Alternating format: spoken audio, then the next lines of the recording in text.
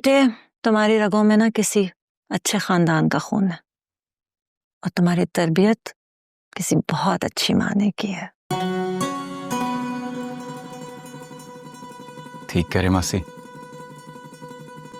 मेरी बेबे रगा तो कोई है ही नहीं और। हाँ, लेकिन मुझे परी के वालिदैन पर हैरत हो रही है कि अपनी बेटी की खुशी का एहसास ही नहीं उन्हें। नहीं आंटी, मेरी मामा बहुत अच्छी इंसान है, बहुत अच्छा सोचती हैं। लेकिन मेरे बाबा अपनी जात के महवर से बाहर ही नहीं निकलते।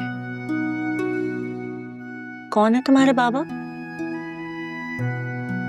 शहाबुद्दीन।